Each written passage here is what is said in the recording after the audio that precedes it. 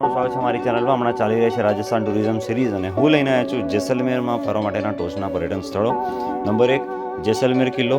જેસલમેરની મધ્યમાં આવેલો આ સૌથી મોટો અને જીવંત કિલ્લો છે। ભારતના અન્ય કિલ્લાઓથી વિપરીત જેસલમેરનો કિલ્લો હજુ પણ હજારો લોકોનું ઘર છે। તે ખૂબ જ અનોખો અનુભવ આપે છે। આ કિલ્લો આંખો માટે આનંદ છે। કિલ્લાની અંદર તમે તમામ પ્રકારની દુકાનો અને છત ઉપરાંત મુખ્ય મંદિરો શોધી શકશો, જે સંકુલમાં આધ્યાત્મિકતા ઉમેરે છે। તમે વ્યૂ પોઈન્ટથી શહેરનો નજારો માણી શકો છો। પ્રવેશ ફી 300 રૂપિયા વ્યક્તિ દીઠ છે। નંબર 2 તનોત માતાનું મંદિર। ખૂબ સરસ મંદિર, ભારત સરહદ પર છેલ્લું ધાર્મિક સ્થળ। સમગ્ર મંદિરનું સંચાલન BSF દ્વારા કરવામાં આવે છે। BSF દ્વારા લેવામાં આવેલા વિશેષ પ્રયાસોના કારણે અમને ખૂબ સારા દર્શન થયા। જેસલમેર તનોત બોર્ડર લોંગેવાલાથી 1 દિવસની સફર। જેસલમેરની મુલાકાત લેવી હોય તો અવશ્ય મુલાકાત લો।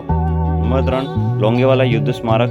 જો તમે તમારા બાળકોને 1971ના યુદ્ધના નાયકો અને અદમ્ય ભારતીય સેના વિશે વધુ શીખવા માંગતા હો તો મુલાકાત અવશ્ય લેવી જોઈએ। સૈન્યના જવાન યુદ્ધ વિશે વિગતો સમજાવવા માટે વધુ તૈયાર છે। કોઈપણ પ્રદર્શનને સ્પર્શ કરવાનું ટાળવાનું ધ્યાનમાં રાખો, કારણ કે તે સ્ટાફ દ્વારા સારી રીતે જાળવવામાં આવે છે। એવી શો, મ્યુઝિયમની સફર અને બંકર ટ્રેલને ચૂકશો નહીં। નંબર 4 કોઠારીની પટવાઓની હવેલી। પટવાઓની હવેલી મુલાકાત લેવી એ રાજસ્થાનના ઇતિહાસમાં સુવર્ણ યુગમાં પગ મૂકવા જેવું હતું। જટિલ કોતરણી, નાજુક જાળીકામ અને ભવ્ય બાલ્કનીઓએ મન તરત જ બીજા સમયે પહોંચાડી દીધો।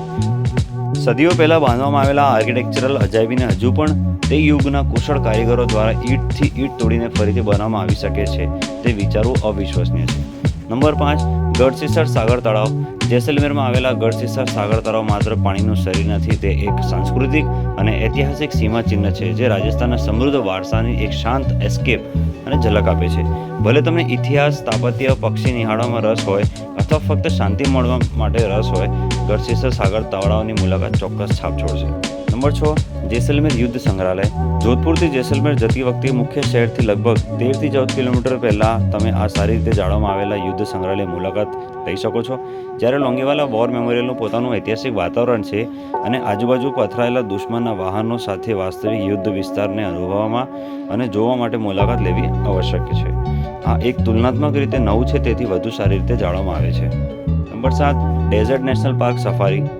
જેસલમેરમાં આવેલા ડેઝર્ટ નેશનલ પાર્ક સફારી કુદરતી સૌંદર્ય, વન્યજીવનની વિવિધતા અને સાંસ્કૃતિક વારસાનું રોમાંચ મિશ્રણ પ્રદાન કરે છે। ભલે તમને વાઇલ્ડલાઇફ ફોટોગ્રાફી, ડેઝર્ટ સફારીમાં રસ હોય અથવા રણના એકાંતનો અનુભવ થવો હોય, આ રાષ્ટ્રીય ઉદ્યાનની મુલાકાત થાર રણના મધ્યમાં એક અવિસ્મરણીય સાહસનું વાચન આપે છે।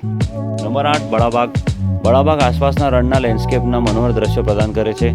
જેસલમેરની સોનેરી રેતી ક્ષિતિજ સુધી વિસ્તરેલી છે। જેસલમેરનો બળાબાગ માત્ર એક ઐતિહાસિક સ્થળ નથી, પરંતુ રાજસ્થાનની કલાત્મક અને સાંસ્કૃતિક સમૃદ્ધિનું પ્રમાણપત્ર છે। ભલે તમને ઇતિહાસ, આર્કિટેક્ચરમાં રુચિ હોય અથવા રણની સુંદરતા વચ્ચે શાંતિપૂર્ણ ભાગી જવાની શોધ હોય, બળાબાગની મુલાકાત એક યાદગાર અનુભવ વચન આપે છે। નંબર 9 કુલધરા ત્યજી દેવાયેલો ગામ।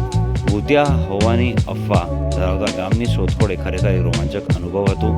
અમે ત્યજી દેવાયેલી ઇમારતોમાં પ્રવેશ કર્યો, જ્યાં અવારનવાર રહસ્યમય અવાજો દ્વારા વિલક્ષણ મૌન તોડવામાં આવતું હતું। વાતાવરણ સસ્પેન્સથી ગાઢ હતું અને દરેક પડછાયો કોઈ ભૂતના આકૃતિને છુપાવતો તેવું લાગતું હતું। નંબર 10 બાબા રામદેવ મંદિર।